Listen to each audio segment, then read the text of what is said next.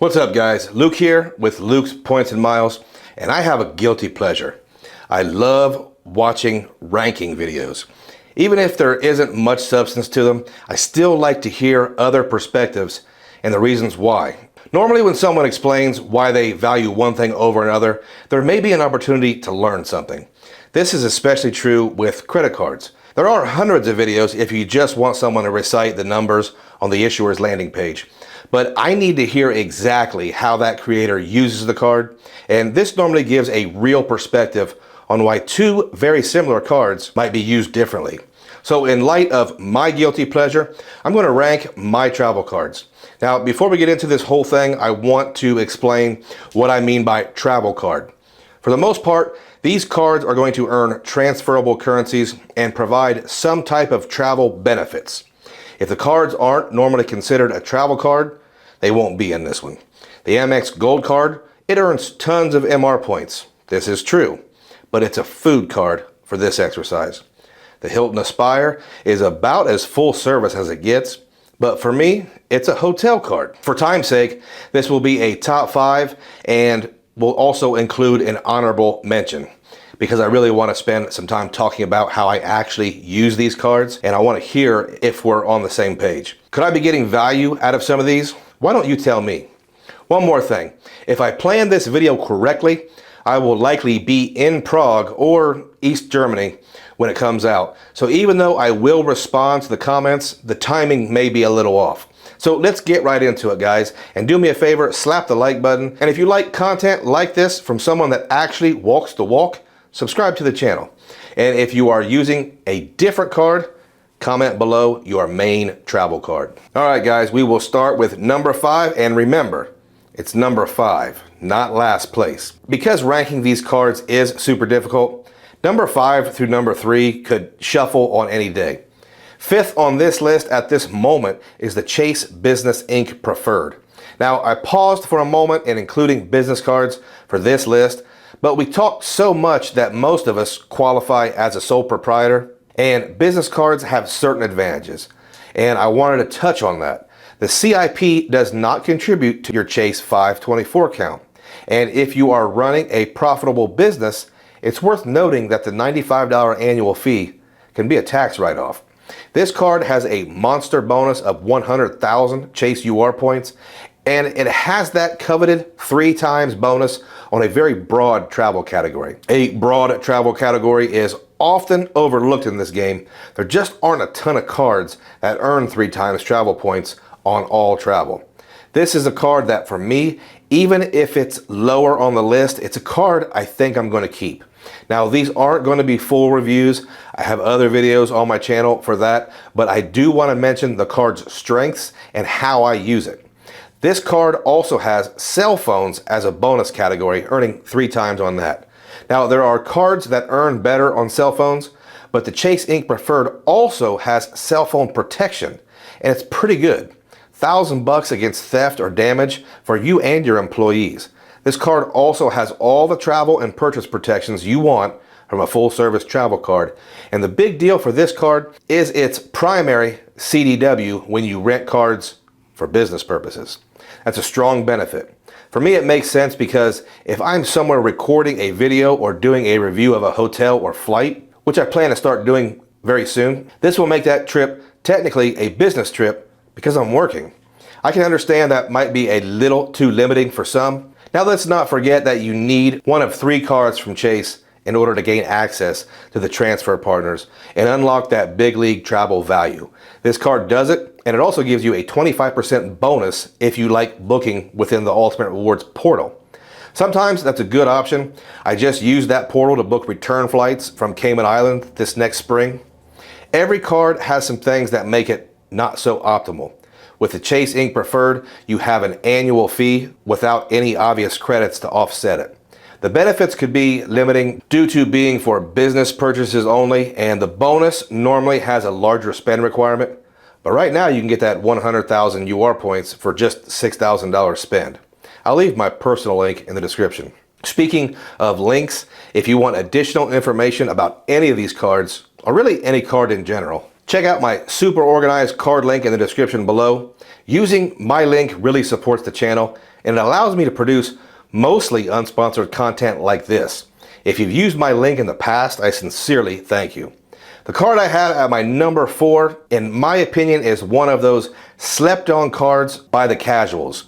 You know, the guys that know all the numbers but can't book a flight to Europe because Delta charges 500,000 sky miles. If you start getting deeper in the travel partners game, you'll realize the true value of the Citi Premier card. First off, the card currently has a 60,000 point Citi thank you bonus for spending $4,000, and it has a $95 annual fee. That bonus jumps to $80K sometimes, so you may want to wait to see if that comes back. This card's primary strength is the multipliers. It gets 3 times on dining, supermarkets, gas, air travel, and hotels. Now let's just look at this for one moment. Dining, gas, and supermarkets. That's a large portion of some folks' spend, and gas is a category overlooked by a lot of issuers and a lot of personal cards. So this card can stack points for high spenders, and that's why I think it's underrated. The card does have a $100 credit for a $500 hotel portal booking, but that's not something I'm going to likely use.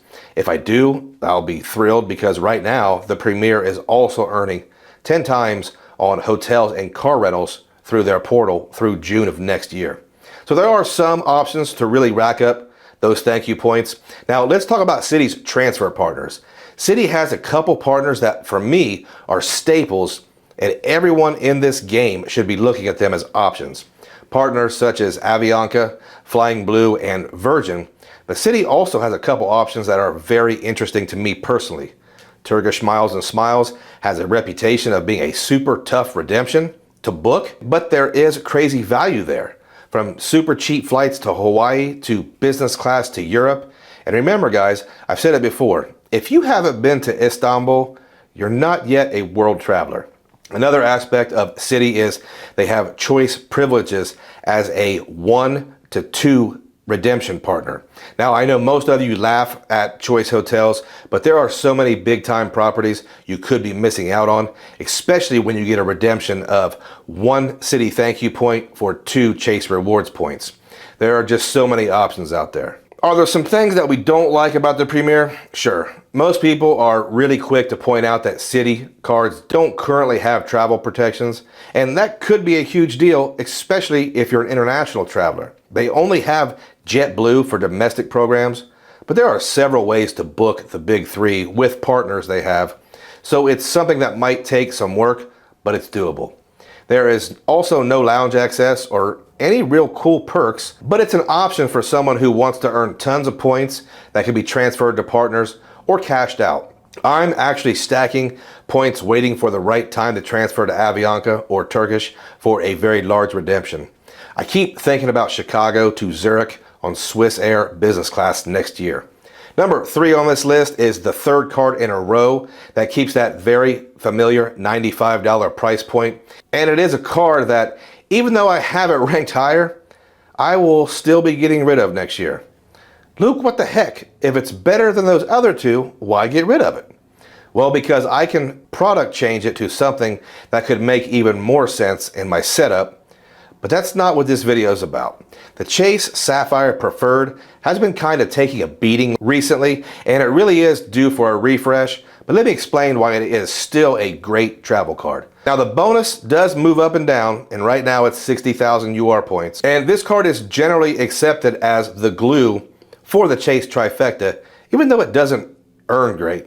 It does serve an important purpose for those wanting a solid Chase setup, but low earnings isn't the whole story. It still earns 3 times UR points on online groceries, streaming services, and dining, which is solid. Now, here's where the card shines for me. Even though some cards might out-earn Chase for dining, talking about the gold card here, the Chase offers are sometimes great equalizers.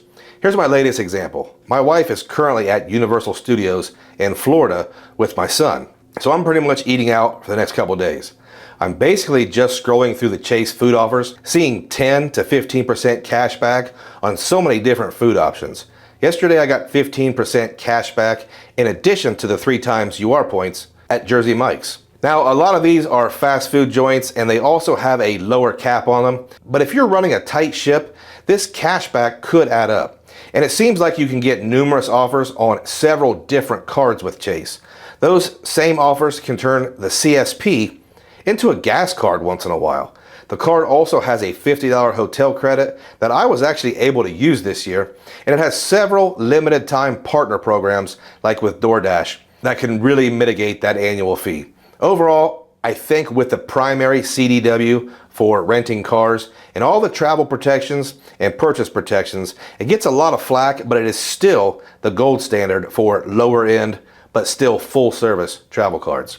To make things a little weird, my number 2 full service travel card is another one I'm considering letting go soon. I also want to take a moment to say a very controversial statement. My number 2 card, the Capital One Venture X, is a full service travel card, but in my opinion, it is not a premium travel card like everyone keeps calling it. Where does the luxury come from? Where does the premium come from? Anyway, the Capital One Venture X for most folks is easy to get value from, but I can tell you exactly how I've used it. It's also worth mentioning the card is earning 75,000 Capital One miles as a bonus, which is really good. I use the Capital One Venture X as a catch-all card. I'm not alone in valuing 2 times travel points much higher than 2% cash back. I used the $300 travel credit in the last couple of years by booking a hotel on the travel portal, earning the credit, and then canceling it later in the year. Basically liquidating the credit. I hate travel portals and I hate it when I feel like I'm prepaying for travel. We can't do that anymore since they changed the credit to a travel portal credit. So why is this card at number 2? Honestly, it's just so versatile and easy to use. It's an easy card to take to Europe and just not worry about what you're earning. It's double points. The annual fee, at least in the past, was easily mitigated for me, and the card is my primary car rental card. But hey, I don't rent cars, so there's that. The card also has cell phone protection, which is important with your $1,000 cell phone. Now, the real reason why I like this card is the lounge access. I know. There's only 2 lounges. But hey, that lounge in Dallas, Texas is the best lounge that I regularly visit. And by the time this video comes out, I should have visited the one in Washington, Dulles. To top it off, right now it's easy to bring guests in. No fee, authorized users, and a priority pass. Now, I'm not going to lie. The number 1 reason I even product changed to this card was because I wanted the restaurants in the priority pass, and Capital One nerfed that. Personally, for me, this account, which has been 3 different cards, is my oldest account, and I've had years where I've pushed $50, $60, even $70,000 through this account, and I really like Capital One as an issuer, and I like their deposit accounts. Transfer partners, they have transfer partners I need. Avianca, Flying Blue, Turkish and Virgin, and British Airways, so no complaints here. What are some cons of the card? Well, for me, I just don't use it. Its strength as a primary card in a 1 or 2 card setup just doesn't jive with my style, especially with the changes. I think the card is losing its shine just a little bit, and I have a hard time seeing me pay that $395 next year. We shall see.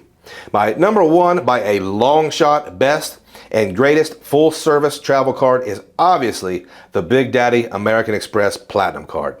This card really needs no introduction, but I'll explain how I use it and how I get tons of value from it. First off, this card has a premium $695 annual fee, plus way too much for every single authorized user. Now, I have to make an effort to get value from the credits, but they seem to fit my lifestyle fairly well. The $200 hotel credit is easy, and I love the fact that I can stack Amex Find Hotels benefits with my own status benefits. It makes for a big-time hotel stay. I use it at least once a year, and really anytime I might pay cash for a hotel, I try to use that program.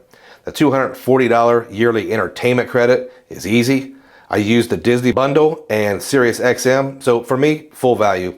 I'm not exactly a Walmart guy, but I do use the Walmart Plus membership. Pro tip, nieces and nephews, you might be able to order Walmart Plus to your resort in Hawaii or any other place. Ordering sunscreen and essentials might save you some cash. Lots of ways to get at least a little bit of value from that membership, including gas. I Uber almost every month, and even though I hate Uber Eats, I have trained myself to use it without a whole lot of effort.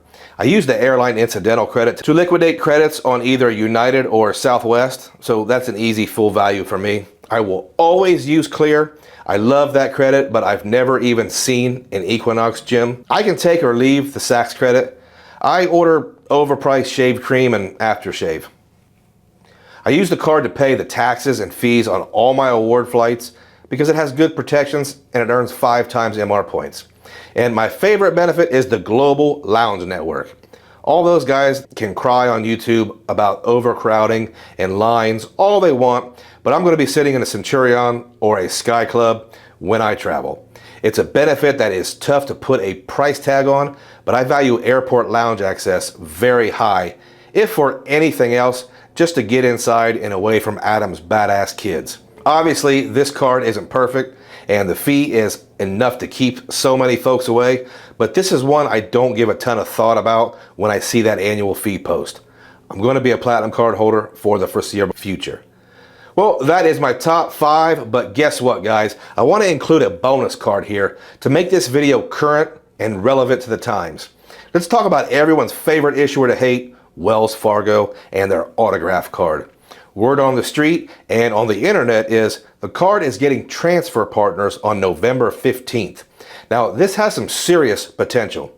The autograph card doesn't currently have an annual fee, but it has a good bonus, and it currently earns 3 times on the following categories. Restaurants, a broad travel category.